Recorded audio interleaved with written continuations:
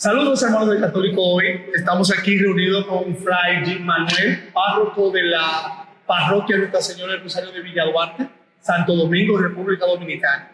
Y vinimos aquí para atraparlo, ya que, como ustedes lo habrán visto anteriormente, es uno de nuestros colaboradores a quien le agradecemos todo el trabajo que hace por nosotros, pero que sabemos que por su cantidad de trabajo, él se nos ha quedado un poquito atrasado, pero lo hemos venido agarrando ahora para que nos ayude. Hoy vamos a discutir un tema a quien conoce tu fe y es los seminaristas, lo que es el seminario de lo que son nuestros hermanos franciscanos, cómo operan, de qué manera se forman, cuáles son los pasos que necesitan, cuál es el tiempo que dura, porque muchas veces sabemos cuando estamos en los grupos juveniles que tenemos compañeros, amigos que se van al seminario, pero como que se van, como que se fueron y punto. Hoy vamos a descubrir a qué nos referimos con se van para el seminario. Entonces, bienvenido, gracias por acompañarnos aquí de nuevo. Muy agradecido de tu invitación y de este convite para hablar sobre un tema tan interesante. Sí, claro, siempre es agradable hablar con padre Jim Manuel. Bueno, padre no, fray. Eso es algo. ¿Por qué la diferencia entre padre o sacerdote con nosotros, aunque ustedes son sacerdotes, se llaman hermanos, pero por qué fraile? ¿Cuál es la diferencia? Fray significa hermano y es el nombre que instituyó Francisco de Asís para los hermanos que se iban uniendo a su propuesta de vida. En el caso nuestro, digamos, no entramos para hacernos sacerdotes, sino principalmente para hacernos hermanos y hermanos menores, quiere decir al servicio de la gente más sencilla y viviendo en los espacios más marginados. Y como parte de nuestro servicio, hay hermanos que se ordenan sacerdote, hay otros hermanos que estudian medicina, otros que estudian historia, pedagogía. Hay una gran diversidad del ministerio en el que se puede servir a la iglesia. Perfecto. Como un grupo que se me olvidó mencionar ahorita, estamos en la ciudad primada de América, Santo Domingo, y fue donde llegaron por Puerto Plata. Aquí fue que se instituyó la capital, y muy cerca de aquí está lo que es la primera iglesia que fue fundada por los frailes, de lo cual ustedes también son parte de ella, son los que lo gestionan. Hablen un poquito de esa la capilla Nuestra Señora del Rosario. Ahí llegaron los primeros frailes franciscanos, Fray Juan de la Deule y Fray Juan de Cousin, en el segundo viaje de Colón. Se establecieron como en una especie de bohío, al estilo de cómo vivían los indígenas taínos que poblaban aquí la isla de Santo Domingo, y empiezan una labor de catequesis en coordinación con Fray Ramón Pané, que también se va a prolongar posteriormente a la zona de La Vega, y donde van a tener un conocimiento muy profundo de la cultura indígena, y desde ese conocimiento es que van a plantear una propuesta evangelizadora. Y ahí que sale también Fray Antón de Montesino. Exactamente. Okay. En ese contexto, en los dominicos se reúnen y hacen el famoso sermón de Montesino, que fue en el tiempo de Adviento, en el que se denuncia, ¿verdad?, toda la opresión que se estaba teniendo con el sistema de encomienda sobre los indígenas. Ok, perfecto. Bueno, ya para que tuvieran un contexto de dónde estamos, qué estamos, cuando vengan aquí a esta maravillosa isla,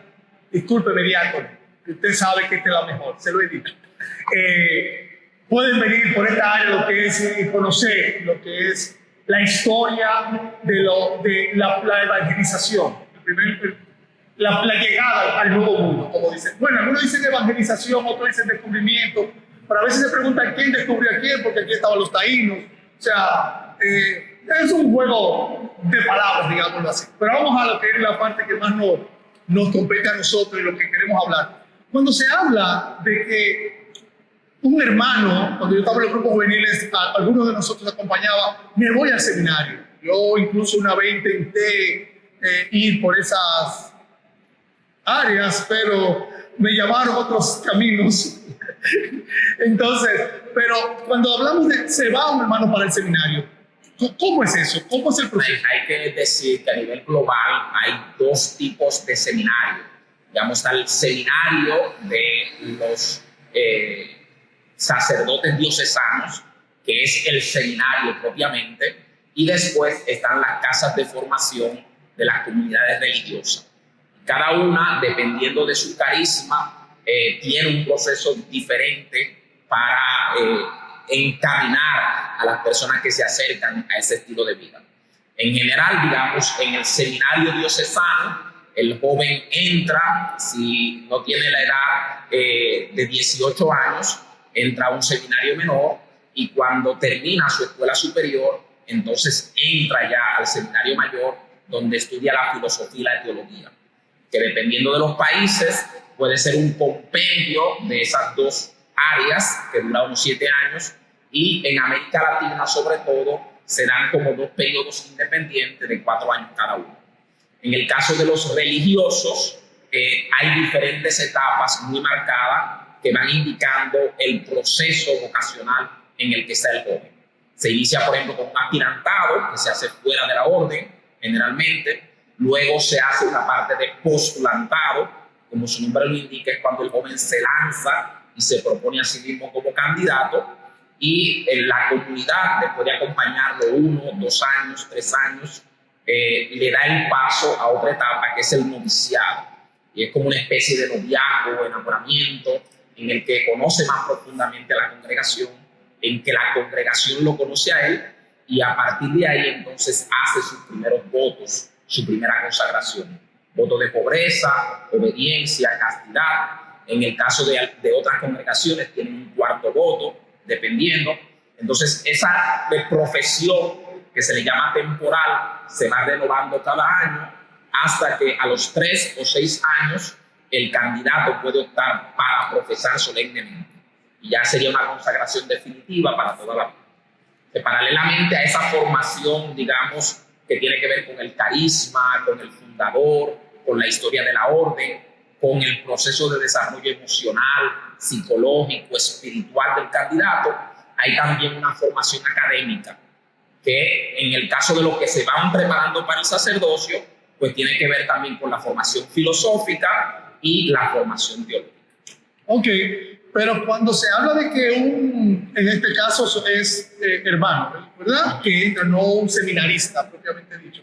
Cuando entra, o sea, ¿quién costea? ¿Qué hace? Porque sabemos que hay una serie de costos dentro del seminario o ¿cómo le llaman aquí? La casa de formación. Casa de formación, ¿sabes? ¿Cómo se maneja esto? En nuestro caso, digamos, hay un apoyo de la provincia a la que pertenecemos.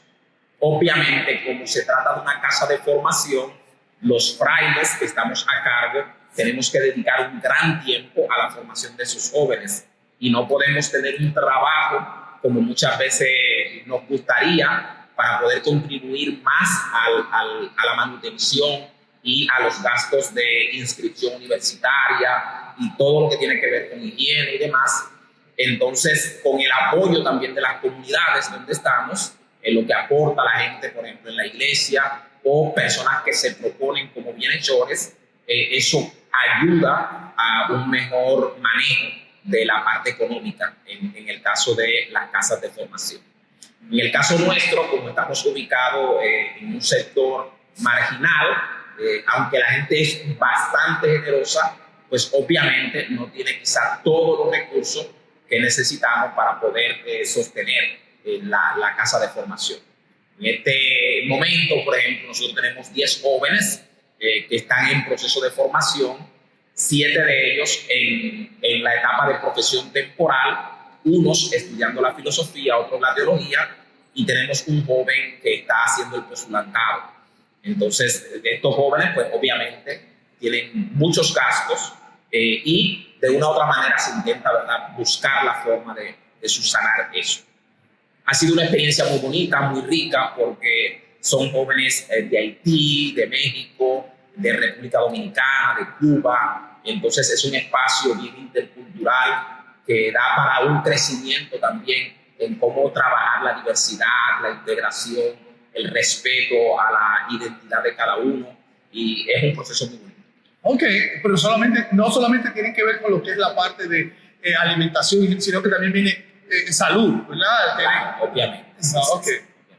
Y en el caso de ellos que son extranjeros, también todo lo que tiene que ver con el proceso de legalización en el país. O sea, digamos que un cubano pueda entrar, hay que hacer todo un proceso de documentación, lo mismo un haitiano, lo mismo un mexicano, y en el caso de cada uno, pues a veces tienen exigencias diferentes, y eso también implica unos cambios. Ok.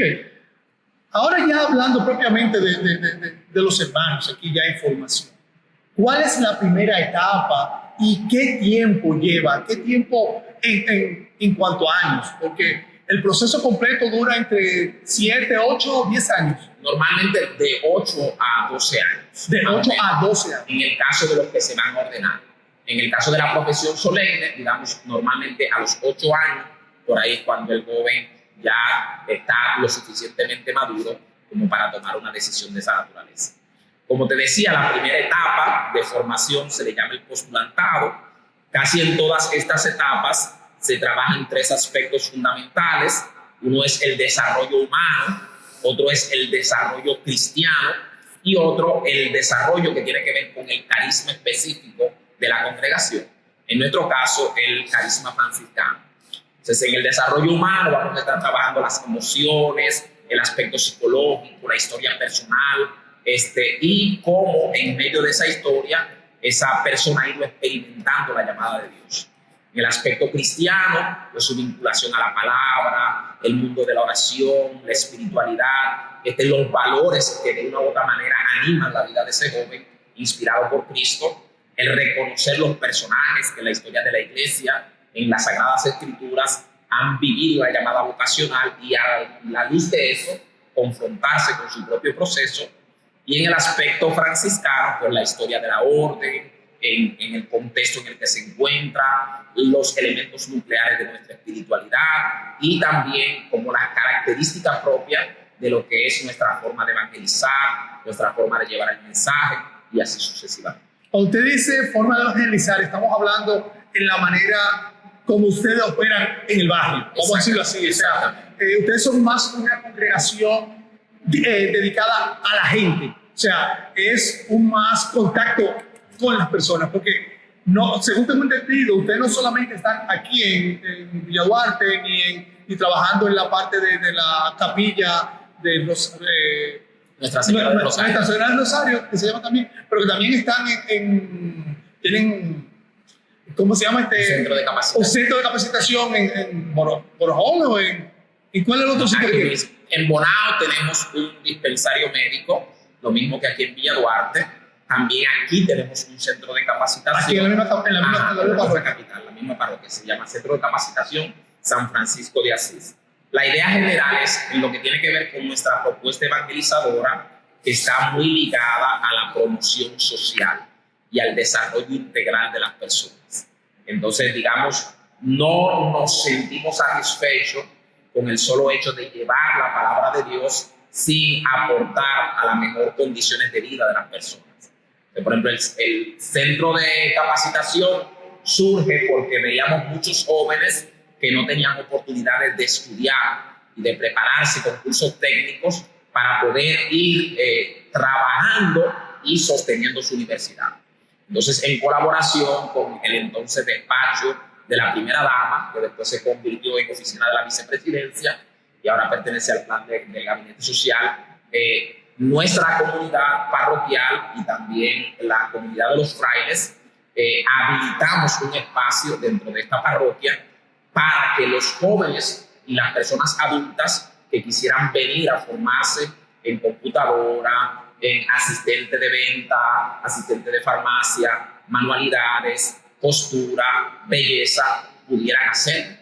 Y también a partir de ahí se consiguen propuestas que ayudan a que esa persona, por ejemplo, monte una microempresa que les ayude, ¿verdad?, a buscarse la vida y a poder costear sus estudios y sus otras necesidades. Asimismo, tenemos un centro de salud, el dispensario parroquial Nuestra Señora del Rosario, que ante la necesidad de salud que hay en el país y muy específicamente en nuestro barrio, entonces quisimos dar respuesta a esa situación y de una u otra manera, entonces se estableció ese dispensario para que la respuesta fuese estructural y no solo la asistencia de dar un medicamento, de dar otro, desde ese empresario, se va proponiendo una salud integral para la comunidad. Asimismo, por ejemplo, tenemos en proyecto en el sector de Calero el crear una biblioteca pública para que los jóvenes puedan entonces participar, investigar, leer, hacer sus trabajos de la escuela con la asistencia y con los recursos que necesitan para tener un buen desempeño. Que estamos hablando que no es que solamente van a tener, se le dice lo que se necesita, sino que se le acompaña en lo que se necesita. Claro. Y como parte del proceso de formación de los jóvenes que quieren ser sacerdotes, que quieren ser frailes, eso es parte integral de su formación. O sea, ellos también tienen que ayudar a comprometerse con el dispensario, con el centro de capacitación, con la asistencia social y con todos estos proyectos. Y es una parte también en la que se evalúa su compromiso, su desarrollo, su aporte también a la iglesia y su entrega en lo que tiene que ver con su vocación. Ok, perfecto. Entonces, esto ¿es solamente dedicado para jóvenes que están en la parroquia o cualquier joven que venga del barrio que necesite algún tipo de capacitación? Es abierto para todos, sí. Obviamente la necesidad es tan amplia que el centro se queda pequeño, pero la idea es que todo el que quiera pueda acceder a esos cursos, que de hecho se ofrecen de forma gratuita, para que las personas pues, no tengan ninguna limitación de poder realizar. Ok, perfecto. Entonces, un joven, yo 20 años atrás, decido, salgo del grupo juvenil, quiero entrar a formar parte de los hermanos franciscanos. ¿Qué es el proceso que ustedes le piden? ¿Qué ustedes le solicitan a ese joven que tenga o lo ayudan a que alcance para que puedan ser parte de él? Hay una persona en la congregación, en cada lugar donde estamos ubicados, se dedica a lo que llamamos la pastoral vocacional, que es motivar para que las comunidades oren por las vocaciones, para incentivar la inquietud vocacional en los jóvenes. Y últimamente se está despertando la conciencia de que no es solo la vocación a la vida consagrada o la vocación al sacerdocio, sino las diferentes vocaciones que hay en la iglesia. Al laico comprometido, al matrimonio que se vive como vocación, a la misión y obviamente pues también a la vida religiosa, a la vida sacerdotal, a la vida contemplativa. Entonces esos jóvenes que tienen esas inquietudes, ya sea a la vida religiosa o a estas otras vocaciones, son acompañados por este promotor vocacional para clarificar las motivaciones, porque fácilmente, por ejemplo, alguien puede decir, yo quiero ser fraile, pero en el fondo lo que está huyendo es de una decepción amorosa. Entonces, por ejemplo, de un problema afectivo. Entonces hay que ayudarlo para clarificar si las motivaciones por las que esa persona quiere ser religioso son vocaciones auténticas y evangélicas. Y entonces ir ayudándolo a clarificarla y también a reconocer la llamada de Dios en su historia personal. Entonces, en la medida en que se van dando esos pasos, se va, digamos, calibrando la calidad de esa vocación y el candidato va pasando por diversas etapas. De entrada, lo que se pide es que la persona sea normal, o sea, que sea alguien, digamos, un joven sano o una joven sana, equilibrada psicológicamente y que tenga la disponibilidad de dejarse acompañar. Si están esos elementos básicos, la comunidad y el proceso va proveyendo las herramientas para poder subsanar cualquier dificultad que se presente en el camino. Okay. Con el acompañamiento de ese promotor vocacional y en su caso cuando entra del maestro, ya sea de postulante, de novicio o de juniorado, entonces se van trabajando las áreas en las que te hablé anteriormente. Ok, y se le da la oportunidad, o cada cual viene con una vocación. Esta es la rama dentro de los hermanos en la que yo quiero estar. O, por ejemplo, viene alguien y ustedes identifican que ese joven tiene un valor o una vocación que puede ser aprovechada, ustedes también lo ayudan a él. Sí, parte del proceso de discernimiento es también orientar al joven a qué congregación. No es solo a qué vocación, sino también a qué congregación. Por ejemplo, si hay un joven que uno identifica que sus cualidades, su historia personal sintoniza más con la compañía de Jesús, entonces como son vocaciones para la iglesia, el promotor vocacional nuestro lo va a orientar para que él haga la voluntad de Dios en la compañía de Jesús. Si se entiende que para los franciscanos, pues se orienta para que ese joven entonces pueda vivir su llamada en la vida franciscana.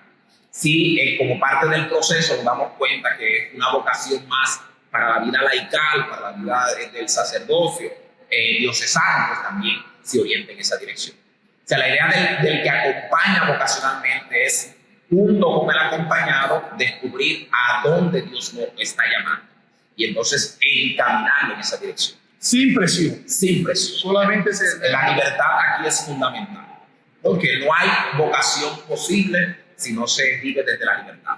Una llamada que tú experimentas y a la que tú das respuesta desde un corazón libre. Perfecto. De hecho, parte del proceso es ayudar al candidato a que crezca en una libertad auténtica, no condicionada por situaciones, por presiones. Eso es parte importante del proceso. Fray, una pregunta que yo quiero hacerle, porque realmente vemos que los que salen, bueno, yo donde me formé fue con los hermanos Paules y las hermanas carmelitas. Entonces, mi pregunta, ¿las mujeres tienen algún tipo de cabida dentro de los hermanos frailes o no? Digamos, en el caso nuestro hay una congregación femenina fundada por Francisco de Asís, que son las clarisas, y hay una gran cantidad de ramas también de mujeres que profesan el carisma franciscano. Y así, digamos, como pasa en la congregación de los hermanos menores, los frailes, así pasa con los jesuitas, pasa con los dominicos y pasa con muchas otras congregaciones que incluso no tienen una versión masculina porque fueron fundadas por una mujer. Igualmente, el proceso, digamos, que viven los varones, que son religiosos, es el que viven las mujeres. Su etapa de postulantado, su noviciado, su profesión temporal y luego entonces el trabajo en un determinado ministerio atendiendo al carisma de la fundadora y que ellas han abrazado. Obviamente en este contexto de la iglesia no hay la posibilidad para ella de la ordenación sacerdotal, es algo que se está discutiendo, la ordenación diaconal, pero sí el servicio a otros tipos de ministerio en lo que pueden entregarse. E igualmente, dependiendo del ministerio que se van a desempeñar, pues tienen, digamos, una formación espiritual, una formación académica que tiene que ver con el área de desempeño y una formación teológica también adecuada a la opción vocacional que ya van a hacer. ¿Y qué tiempo dura en ella? Básicamente es el mismo periodo. Digamos, para la Iglesia Universal normalmente se estila un tiempo de aspirantado que se hace fuera de la casa de formación, normalmente, aunque hay algunas excepciones, un tiempo de postulantado que ya se vive a lo interno de la casa de formación, que puede durar de 1 a 3 años, 4 años, en algunos casos, el noviciado, que suele ser 1 o 2 años, y después los 3 años de profesión temporal, que se pueden prolongar hasta 6. O sea, también en ella, digamos, para una religiosa que empieza el proceso vocacional a cuando se consagra definitivamente al Señor, normalmente transcurren entre 6 y 8 años. Ok, perfecto. Como estamos viendo aquí que estamos en su sección católico hoy, me gustaría saber ya esa parte, ¿cómo manejan lo que son los aspirantes, los hermanos? ¿Cómo se ven los religiosos de hoy a los anteriores? ¿Cómo usted lo ve? ¿Hay algún tipo de diferencia? ¿Seguimos igual? ¿O la iglesia se ha ido moviendo de una manera diferente? Muchas diferencias. Claro, obviamente hay algunos elementos que permanecen a lo largo del tiempo, pero otros que se van adaptando a cada época. Digamos, nosotros venimos de experiencias de vida religiosa en que las casas estaban más estructuradas, una jerarquía bastante marcada y establecida, con unos rituales muy marcados, muy propios, y hoy día, digamos, hemos ido creciendo en una apertura en ese sentido. Ok, o sea, estamos diciendo que ahora estamos siendo más universal, estamos, o como dicen los administradores, estamos aplanando la estructura, en vez de tener una estructura jerárquica más alta, es más horizontal. Sí, digamos que hay un proceso de lo que podríamos llamar como una conversión evangélica, que muchas veces como que se pone el acento en prácticas externas que no bien asumidas, pues pueden ser muy superficiales. Entonces es la insistencia como en el proceso de desarrollo personal que ayuda a que el candidato actúe desde dentro hacia afuera y no, digamos, por un conjunto de cosas que no se han asumido ni internalizado. Ok, bueno, ya para ir terminando ya con esta parte, porque sabemos cómo somos a veces con los videos cuando nos alargamos demasiado y queremos que esto perdure para la vida. Hay una pregunta que yo quiero hacer. Dentro de lo que es la casa de formación aquí como tal, ¿hay algún tipo de estructura? Por ejemplo, diocesano tienen el director, ¿cómo se maneja la estructura jerárquica, digámoslo así? Okay.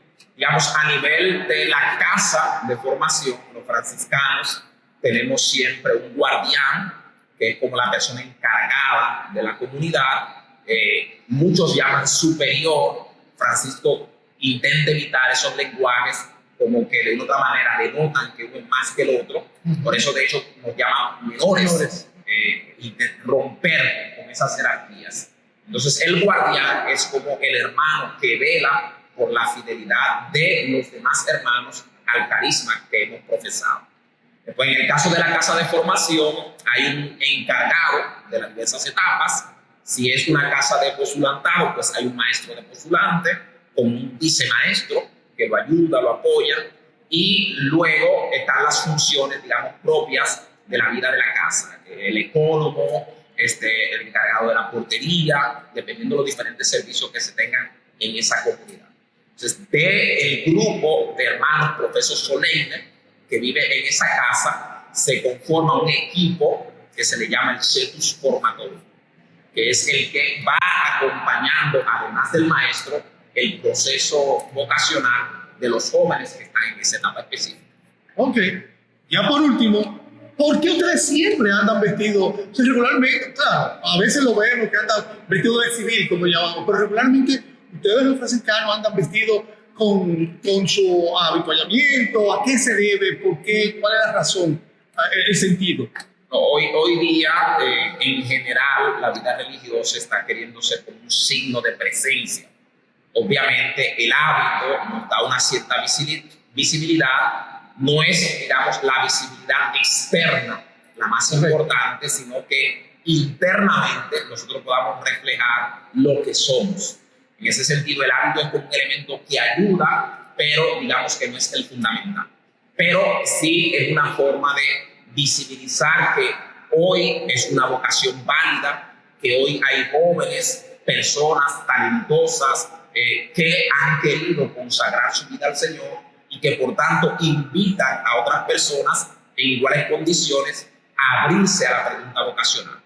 Que cuando un joven se está planteando su vida, no es solo preguntarse qué yo quiero hacer, sino qué Dios quiere que yo haga.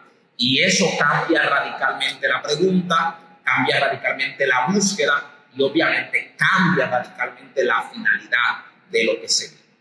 Y eso queremos ser, como esa inquietud que provoca una pregunta vocacional. Bueno, perfecto. Bueno, hermanos, ya ustedes saben que que pueden utilizar este video como una manera de ir aprendiendo y conociendo lo que es la vida de formación. Vamos a decirlo. Yo les gusta llamarlo seminarista, porque sí, porque yo lo conocí. A veces me quiero complicar mucho con él. Pero ya ustedes ven, el periodo de formación a veces lo vemos muy largo, 7, 8 años, pero imagínense, ¿qué va a pasar si no sabemos o no conocemos o nos formamos lo suficiente? Que yo asumo que por eso es el largo tiempo que tenemos dentro de la formación para poder tocar los diferentes tópicos y temas. Así que, mis hermanos, le queremos dar las gracias a todos por acompañarnos en este video, Conoce tu Fe, y esperamos que nos sigan acompañando en otro video que preparemos con mucho amor y cariño. Y queremos comprometer a nuestro padre, fraile Luis Manuel, a que se acuerde de los videitos que él tiene que preparar para la formación de todos nosotros allá y seguir formando. Así que, muy amable por su compañía, cuídense, gracias Padre, paz y bien. Santa alegría.